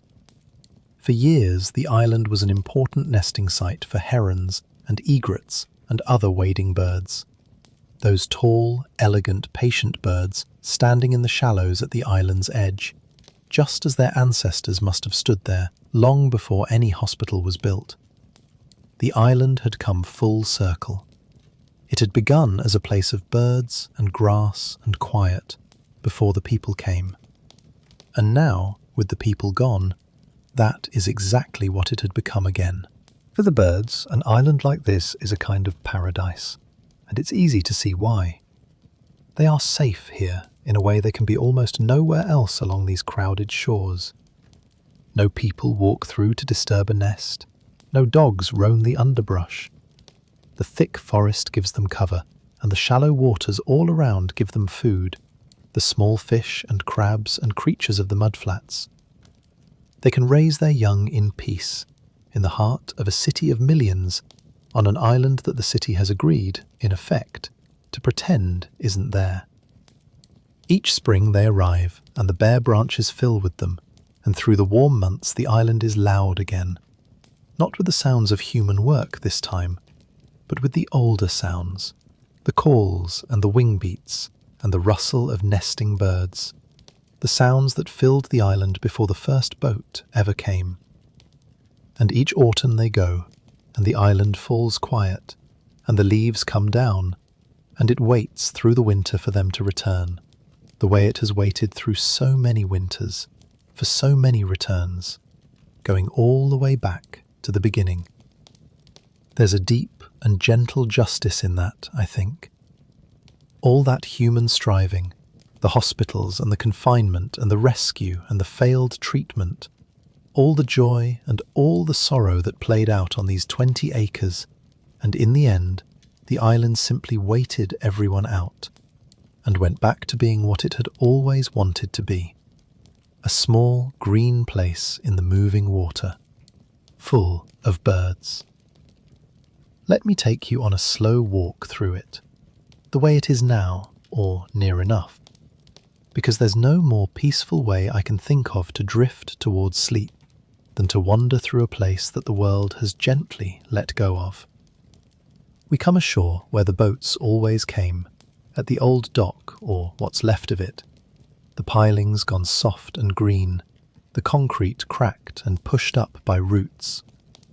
The path that once led up from the water is barely a path at all now, just a suggestion of open ground beneath a canopy of trees, the pavement broken into pieces, with grass and moss filling every seam. The air is cool and damp, and smells of leaves and earth, and the salt of the water. Birdsong everywhere, layered, near and far. And underneath it all, that sound that has been with us all night, the soft, endless wash of the tide against the rocks. It's so quiet here. That's the first thing anyone who has been allowed to visit always says. You expect a place inside a great city to carry the city's noise with it, the traffic, the sirens, the hum of millions of lives. But out here, surrounded by water, screened by trees, the city's roar fades to a soft, far-off murmur, almost like the sound of the sea, and over the top of it you hear only the birds and the leaves and the water. It's the kind of quiet that makes you lower your voice without deciding to. The kind of quiet that feels older than the city, because it is. Step off the broken dock and into the trees, and you step backward out of the modern world into something hushed and green and timeless. A pocket of deep stillness that the noise can't quite reach. We walk up into the trees, and the buildings begin to appear out of the green, the way ruins do, slowly, half hidden, more guessed at than seen until you're nearly upon them. Here is a long brick building, 3 stories, its windows empty, vines pouring down its face like green water frozen in the act of falling. The roof has gone in places, and through the gaps you can see sky, and inside, impossibly, trees. Real trees, grown up through the floors, reaching toward those openings in the roof, turning the inside of the building into a kind of courtyard garden that no one planted and no one tends. We step inside carefully because the floors aren't to be trusted, and the air changes, cooler still, greener, full of the smell of wet plaster and growing things. Paint hangs off the walls in long curling sheets, pale and soft. Leaves drift across the floor and gather in the corners. A doorway frames a view of more green beyond. In one room, a few pieces of furniture remain, a metal bed frame gone to rust, a chair, the shapes of a human life still here, slowly being taken back into the forest. Light comes in sideways through the empty windows, soft and diffuse, the way light is in deep woods, and everything it touches looks gentle and unhurried and at peace. There's a strange beauty in a room like this, half building and half forest, and it's worth standing in it a moment in your mind. The walls remember being a room. The straight lines are still there, the door frames, the window openings, the squared corners that human hands made. But everything is going soft now, blurring back toward the wild. Moss has crept across the floor in a green carpet. A young tree has found a patch of light and grown right up through the boards, reaching toward the broken roof. Vines have come in through the windows and are working their way along the walls, following the old picture rails, tracing the room's shape even as they dismantle it. It should feel sad, a room being unmade like this, and maybe a little of it is, but mostly it feels peaceful, almost holy, like a chapel that nobody built, where the only worshippers are the slow green things and the light. Nothing here is in a hurry. Nothing here is afraid.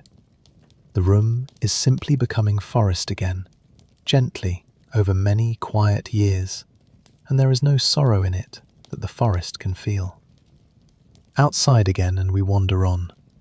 Here is where the tuberculosis pavilion stood, where patients once lay on the porches in the open air. The porches are gone, or going, but you can still feel the shape of the place, the way it once opened itself to the sun and the breeze off the water. Birds nest in it now. Here, somewhere, under all of this green, is where Mary Mallon's little cottage stood, though no one can point to the exact spot anymore, because the forest has covered it so completely.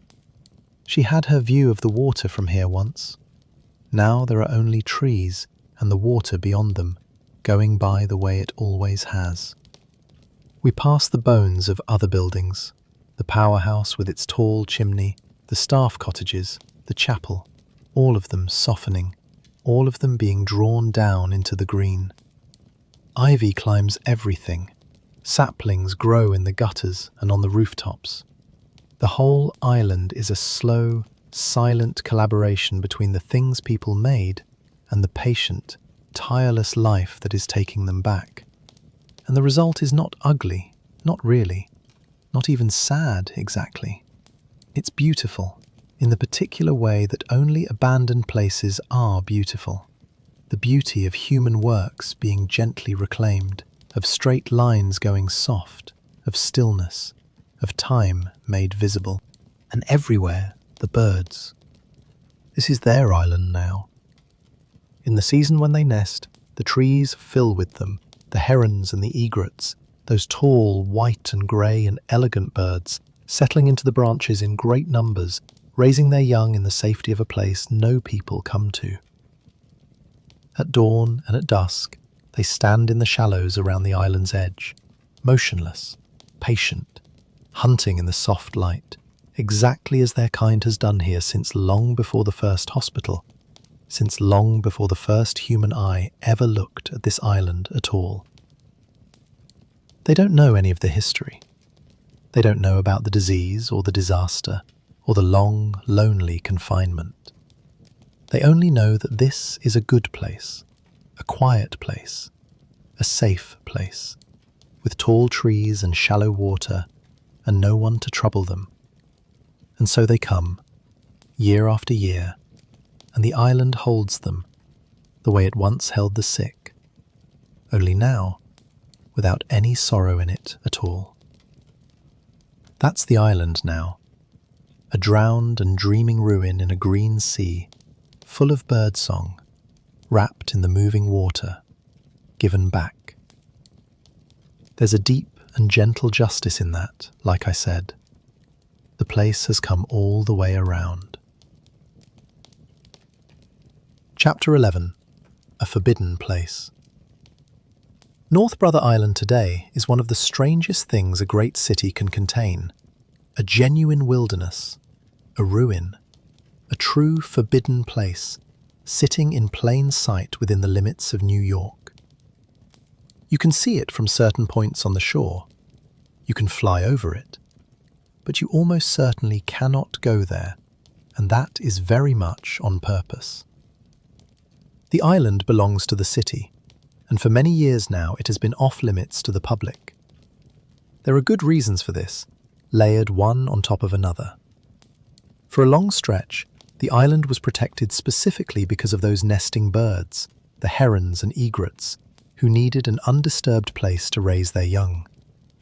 To protect them, people were kept away, especially during nesting season. The wildlife had first claim, and people were the intruders, a complete reversal of the island's whole earlier history. And then there is simple safety. The buildings on North Brother Island are not safe. They have stood empty and untended for more than 60 years. Roofs have collapsed, floors have rotted through, walls are unstable. Asbestos and other hazards of old construction lurk in the ruins. To wander among those buildings is to risk falling through a floor or being struck by falling masonry. The city does not allow visitors, partly because it does not want anyone hurt in a place that has become genuinely dangerous. A beautiful danger, but a real one. 60 years is a long time for a building to stand with no one looking after it. Every winter, water gets into the cracks and freezes and pushes them wider. Every rain finds the gaps in the roofs and soaks into the wood and the plaster. Every summer, the roots of the trees press a little deeper into the foundations. Nothing is repaired. Nothing is swept or patched or shored up. The buildings are slowly losing the long argument with gravity and weather and growing things.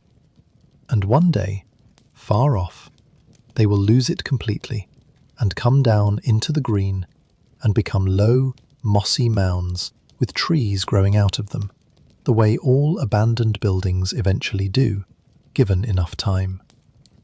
They are not ruins that someone is preserving. They are ruins that are being allowed to finish becoming ruins at their own slow pace, in their own quiet way. That, too, is part of why no one is let in. You cannot make a place like that safe without changing what it is. And the choice, for now, has been to let it be what it is. So the island sits there, sealed, restricted, watched over but unvisited, a place almost no living person sets foot upon. Now and then, over the years, a few people have been allowed out. Scientists studying the birds, a handful of officials, the occasional photographer or writer given special, carefully controlled permission to document the ruins before they crumble entirely. The images they have brought back are haunting and lovely. Those great brick buildings drowning in green, the empty wards full of trees, the corridors going soft with moss. But these visits are rare and tightly held. For the ordinary New Yorker, North Brother Island is as unreachable as it was for Mary Mallon, looking across the water at the city she couldn't return to. The island that was built to keep people out has, in the end, succeeded completely. There has been talk from time to time about what to do with the place. Some have suggested opening it carefully to the public one day, building walkways so people could see the ruins safely. Others believe it should be left exactly as it is, untouched, a place where nature is allowed to finish what it started. A rare island of wildness in a city of 8 million people. For now, the second view has largely won, mostly by default.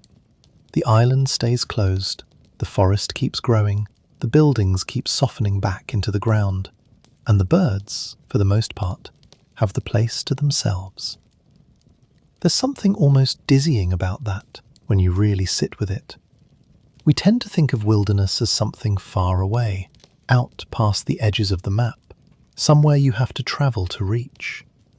And here is a true wild place, a forest, a ruin, a haven for nesting birds, sitting in the middle of the most crowded, most photographed, most relentlessly developed city in the country. Millions of people live within sight of it. Planes full of travelers pass over it every few minutes, and almost none of them will ever set foot on it, will ever walk those overgrown paths, or stand inside those tree-filled buildings, or hear that particular deep silence. It is hidden in plain sight, a secret the whole city keeps without even meaning to. A blank space on the busy map, left alone. And maybe that's exactly as it should be. Maybe, after all the use the island was put to, all the people sent there who didn't want to go, all the purposes imposed on it from outside, the kindest thing is simply to ask nothing more of it. To let it be unproductive, to let it be useless in the best sense of that word, useful to no one and nothing but the birds and the trees and itself. We are not very good, as people, at leaving things alone.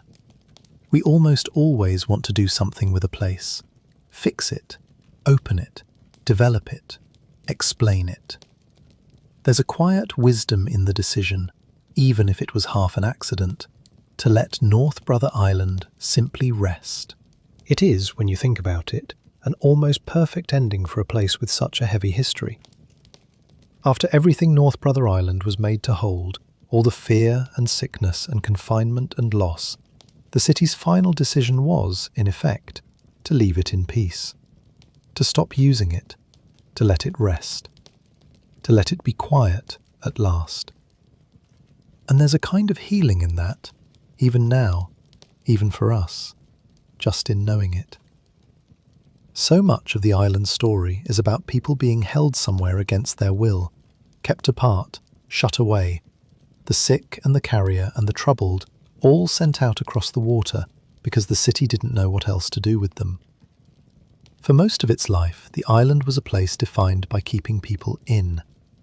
And then, in the end, it became the opposite, a place defined by keeping people out, not to imprison anyone, but to protect something gentle and wild and worth protecting.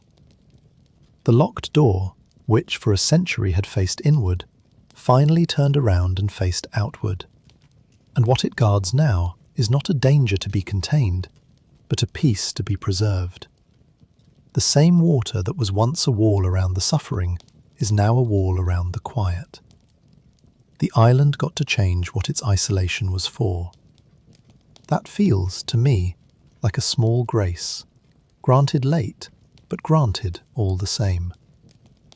And it is quiet there now, profoundly, deeply quiet, in a way that almost nowhere else in New York can be. The kind of quiet we've been drifting toward all night. Chapter 12. What the Island Remembers. Before we go back out onto the water one last time to say goodnight, let me sit with you a while longer in the quiet and think about what it means that a place can hold so much. Because that's the strange and beautiful thing about North Brother Island in the end. It's such a small place, 20 acres. You could walk the whole of it in an easy afternoon, if anyone were allowed to. A green smudge on the water that most New Yorkers have never noticed and never think about. And yet, into that tiny space, history packed almost more than seems possible. The fear of disease in a growing city. The patient, sorrowful work of nursing the sick before there was much medicine to nurse them with. The single worst day in the river's history, and the mercy that rose up to meet it. The long confinement of a woman who never meant anyone any harm.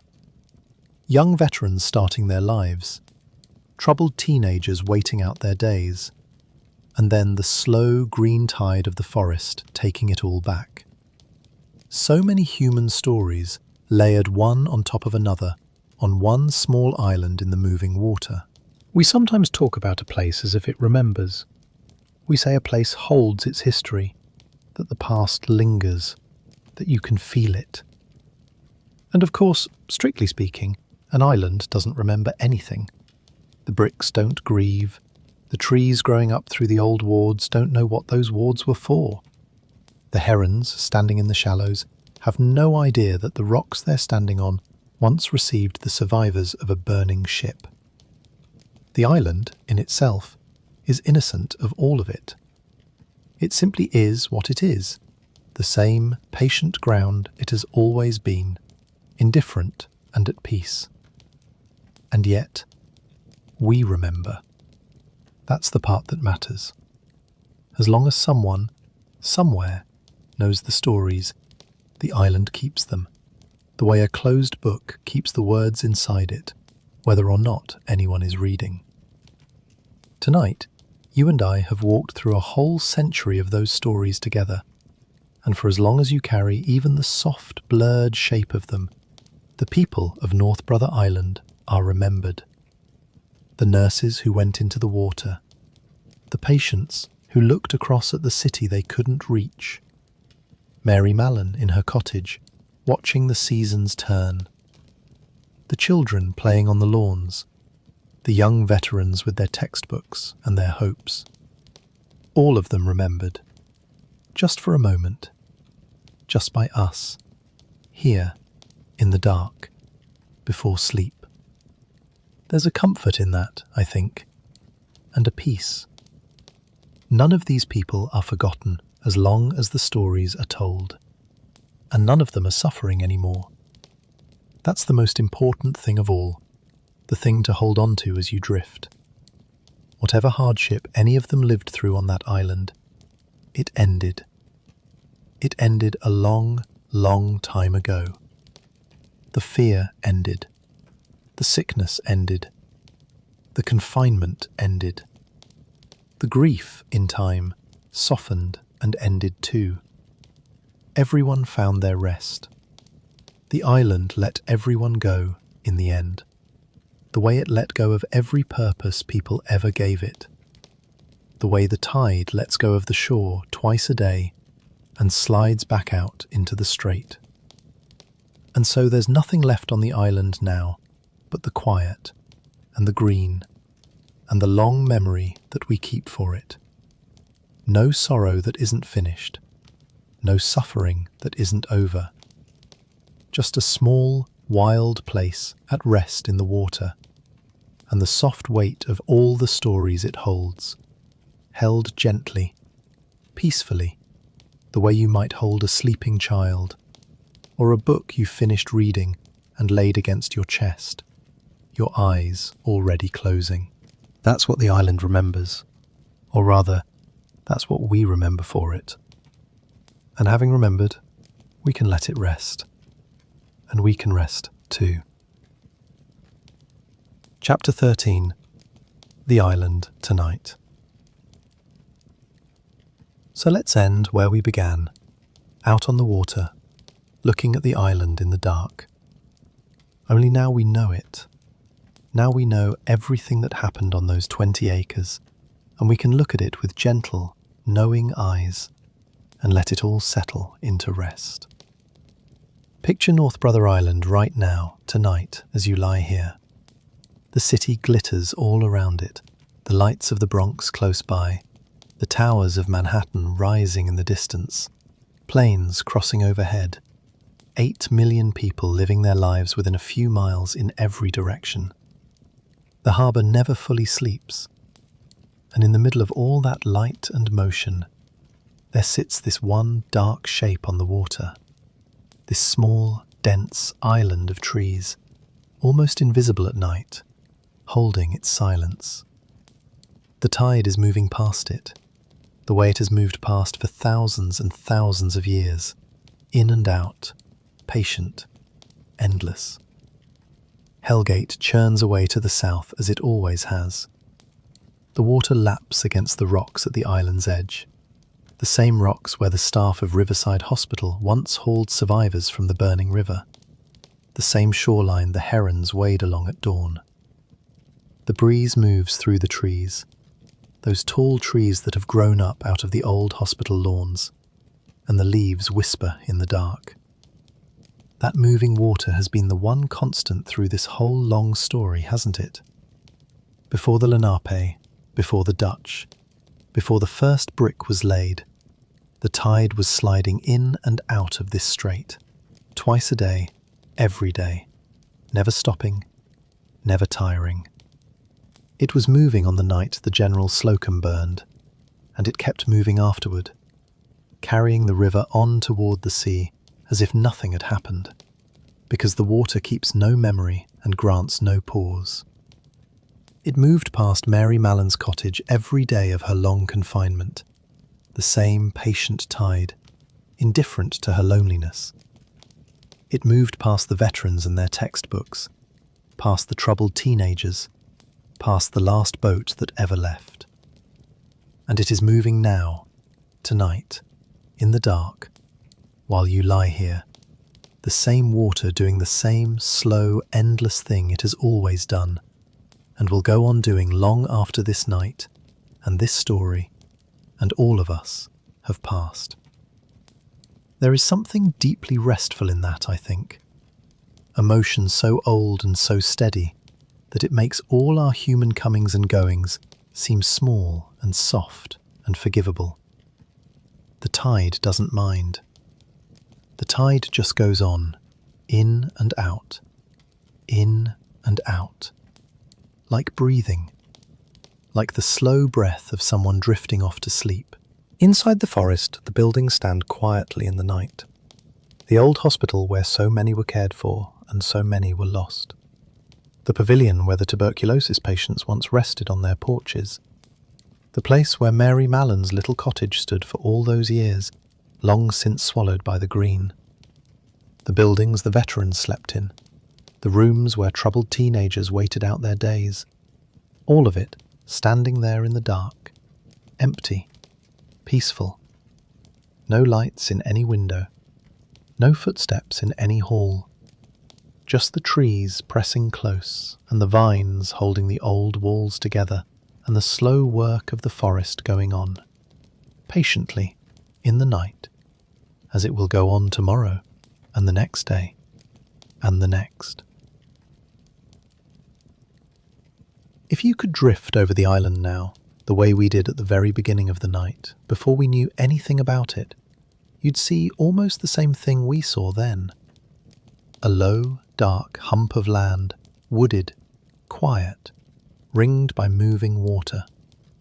The buildings are there, but the trees have grown up over and around and through them, so that from above they're just shapes under the canopy, bumps in the green, easy to miss.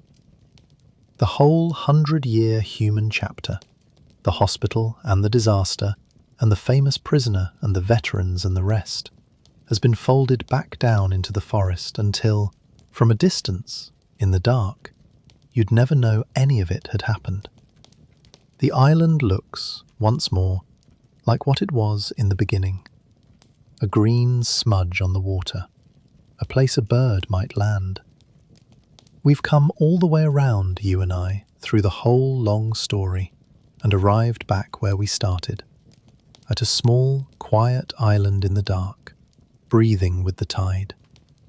There is no one to be afraid of out there. No one suffers there now. No one is confined there. No one is sick there. No one is grieving there. Everyone who ever lived through the hard parts of this island story has been at rest for a long, long time. Remembered where they should be remembered. Mourned where they were mourned. And finally, fully at peace. The disaster on the river is more than 120 years past. Mary Mallon has slept for nearly 90 years. The last lonely teenager left the island over 60 years ago. All of it is over. All of it is finished. All of it is quiet now. And the island simply rests, the way it rested before any of us arrived, the way it will go on resting long after. A small green place in the moving water, given back to the birds and the trees and the tide.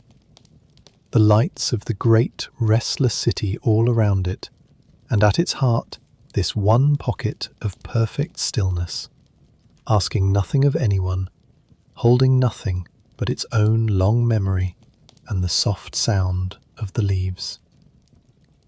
You don't have to hold any of it anymore. You don't have to stay awake to keep the story going. I'll keep watch over the island for you. The tide will keep moving whether or not you're awake to hear it. The trees will keep growing. The birds will sleep in the branches and wake at dawn and stand in the shallows in the soft morning light, just as they have for longer than anyone can remember. Let me leave you with the gentlest picture I can to carry down into sleep. It's just before dawn on the island. The sky over the sound to the east is beginning to go pale, the faintest grey blue, the stars fading one by one. The city's lights still burn all around, but they're softer now, tired, the lights of the last few people still awake. The water is calm and slow near the turn of the tide, barely moving, like the island and everything on it is holding its breath in the hush before morning. The trees are still dark shapes, but you can begin to make out the buildings among them, the old walls pale in the growing light, draped in their vines, quiet, harmless, at peace. A single heron stands in the shallows at the island's edge, perfectly still, a grey shape against the grey water, waiting for the light. Nothing moves, nothing needs to. The whole island simply rests, breathing slowly with the almost stopped tide, while the dawn comes up soft and pink over the water, the way it has come up over this island countless thousands of times, long before anyone was here to see it, and long after everyone has gone. That's the island. Safe, quiet, at rest. Held gently in the turning of the days, asking nothing, holding nothing but its long, soft memory and the coming of another peaceful morning. So let it all go now. Let the island drift away into the dark. Let your breathing slow. Let the city's lights blur and soften. There's nothing left to do tonight but rest, the way North Brother Island is resting, out there in the quiet water, peaceful at last, after such a long and crowded life. Sleep well. The island is at peace, and so can you be. Good night.